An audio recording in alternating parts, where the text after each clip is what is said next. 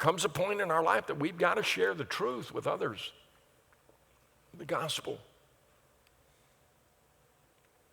Well, the fourth thing that he does is this. And if we're going to make a difference in the lives of others around us, and we're going to beat back the perception that others have of us and the church, we've got to be willing to sacrifice for the gospel. In verse 3, Paul makes an incredible claim. What Paul says in verse 3 is this: I wish I could swap places with you. You who have rejected Jesus, if I could, I would swap places with you and I would go to hell in your place so that you could go to heaven. Now, I want to tell you something. It's very important for you to understand. What Paul says in that statement, that's an emotional statement, not a theological statement.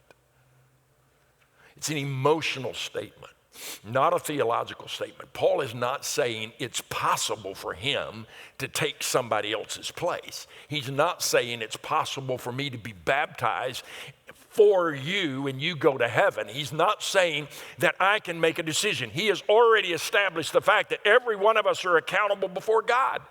That Jesus came to die for all of us. All of us are separated from God because we are sinners. There's nothing we can do to save ourselves. We must come to Christ and recognize that we are sinners, ask God to forgive us, and come into our heart. Paul is not saying that he can offer salvation by swapping places with you, but what he is saying is, if I could, I would.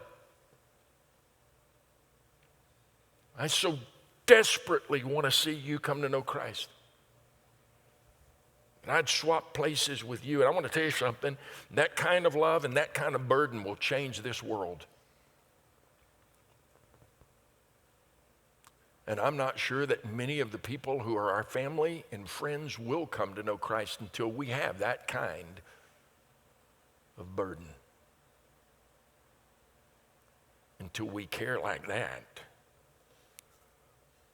Moses did the same thing, didn't he? When he came down off of Mount Sinai with the 10 Commandments and found the people of God worshiping a golden calf, and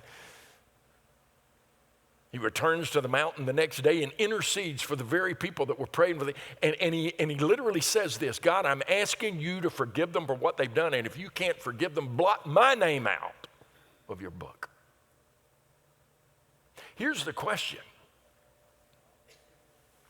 What are you willing to sacrifice to see your family and your friends come to faith in Christ?